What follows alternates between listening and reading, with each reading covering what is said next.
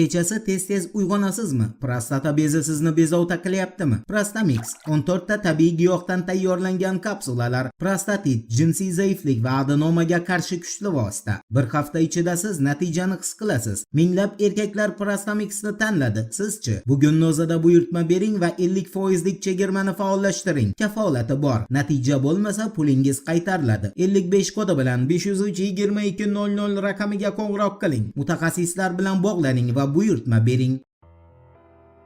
Assalomu alaykum qadrdon muxlis. Siz bilan siz bilgan va kutgan kanal Turfa olam. Ukrainaning Strana agentligining xabar berishicha, Kiyev urushni sentyabr oyida to'xtatishga majbur. Sababi Ukraina Oliy Radasi deputati Ivchenkani ta'kidlashicha, Ukraina qurolli kuchlarini ta'minlash va harbiylarga maosh to'lash uchun mablag' faqat avgust oyining oxirigacha yetadi. Uning so'zlariga ko'ra, Ukrainaning sobiq mudofaa vaziri Fyodorov qurol ishlab chiqaruvchi korxonalarga shartnomalar bo'yicha 70% avans to'lab bergan. Qolgan 30% mablag'ni esa sarflab yuborgan. Keyin u Yevropa krediti hisobidan mablag' jalb qilib, birinchi transhni qishda shartnoma olgan kompaniyalarga o'tkazgan. Ammo ta'minlash va ish haqlarini to'lash uchun ajratilgan mablag'larni qanday qilib yangi shartnomalar bo'yicha avanslarga yoki qandaydir boshqa loyihalarga sarflaganini Ukrainaning sobiq mudofaa vaziri Mikhail Fyodorov izohlab bera olmagan.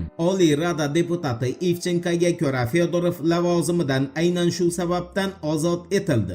Endi Rossiyani Kiyevga bergan va Ukraina uchun eng yirik yo'qotish bo'lgan zarbaga aloqador xabarga o'tamiz. E'tiborli bo'ling. First Contact kompaniyasining asoschisi Valeriy Barovkinning ma'lum qilishicha, Rossiya qurolli kuchlari Ukraina hududidagi qurol-yarog' ko'rgazmasi o'tkazilayotgan poligonlardan biriga juda kuchli zarba bergan. Deep State agentligining bildirishicha, Ukraina qurolsozlar kengashi Ukraina mudofaa sanoati vakillari bo'lgan joyga 24-iyun kuni zarba berilganini tasdiqladi. Kengashning ta'kidlashicha, ko'rgazma o'tkazilayotgan joy haqidagi ma'lumot ochiq manbalarda e'lon qilinmagan. Deep State'ning ma'lumotiga ko'ra, zarba xususiy poligonga berilgan va zarba oqibatida halok bo'lganlar bor. Shuningdek, hududda katta vayronagarchilik yuz bergan. Ukrainaning hafta ko'zgusi agentligining aniqlik kiritishicha, Rossiya qurolli kuchlari zarba bergan harbiy ko'rgazma ishtirokchilari uchun onlayn ro'yxatdan o'tish tizimi mavjud bo'lgan va nashrning qayd qilishicha, aynan shu orqali ko'rgazma haqidagi ma'lumot Rossiya harbiylariga yetib borgan bo'lishi mumkin.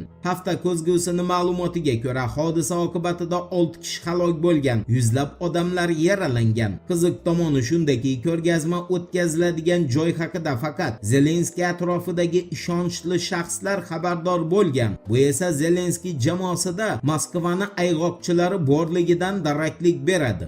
Ukraina qurolli kuchlari matbuot kotibi Yuriy Ignatning 1+1 telekanaliga ma'lum qilishicha, Rossiya armiyasi Ukrainadagi harbiy poligonga 2 ta ballistik raketa bilan zarba bergan. So'nggi ma'lumotlarga ko'ra, hodisa oqibatida 10 nafar kishi halok bo'lgan va yana 100 kishi jarohat olgan. Yuriy Ignatga ko'ra, Kiyev viloyatida bo'lib o'tgan mazkur tadbirda Zelenskiyning maslahatchisi, flash taxallusi bilan tanilgan Sergey Beskresnov ham ishtirok etgan.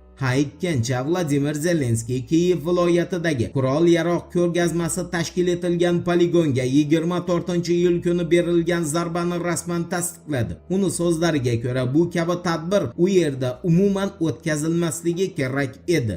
Rossiya Mudofaa vazirligining ma'lumotiga ko'ra, ushbu ko'rgazmada xorijda ishlab chiqarilgan dronlar namoyish etilgan. Shuningdek, u yerda uchuvchisiz uchish apparatlarini ishlab chiqaruvchi yetakchi mutaxassislar, Ukraina qurolli kuchlarining uchuvchisiz tizimlar qo'mondonligi va Ukraina maxsus xizmatlari vakillari ham bo'lgan. Eshitmaganlar uchun eslatma. Guardian agentligining axborotiga ko'ra, Kiyevda mudofaa vaziri Fyodorov iste'fosi ortidan boshlangan norozilik namoyishlari 9-kun davom etmoqda. Namoyishchilar aksiyaga kartondan yasalgan Fyodorov haykalchasini olib kelishdi. Ushbu aksiyalar ayrimlar tomonidan karton maydon deb ham atalmoqda. Guardian nashrining yozishicha, bu norozilik namoyishlari Vladimir Zelenskiyga tobora kuchayib borayotgan siyosiy bosimni yuzaga keltirmoqda.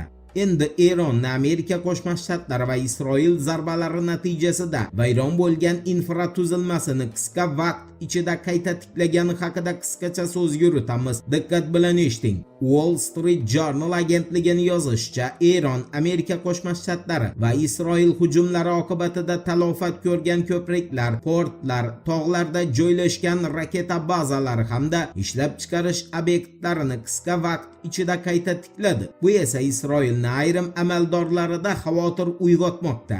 Isroilning raketaga qarshi mudofaa va havo mudofaasi kuchlarining sobiq qo'mondoni Ran Koxafni ta'kidlashicha, Tehron sanoat ishlab chiqarishi va vayron bo'lgan obyektlarni qayta tiklash sohasida juda ta'sirli imkoniyatlarga ega. Shu bilan birga New York Times nashrining xabar berishicha, Eron Donald Trampni o't ochishni to'xtatish haqidagi yangi taklifini rad etgan. Ushbu taklifni Tehronga Iroq bosh vaziri yetkazgan. Eron tashqi ishlar vaziri Abbas Arakchining so'zlariga ko'ra, muammo Amerikaning yondashuvi mantiqsiz, ochko'z va ustunlikka intiladigan yondashuv ekanidadir. Bu gapga esa tushundi. Voqealar rivojini birgalikda kuzatamiz. Turfovlan bilan qoling. Siz kutgan kerakli ma'lumotlar hali oldinda.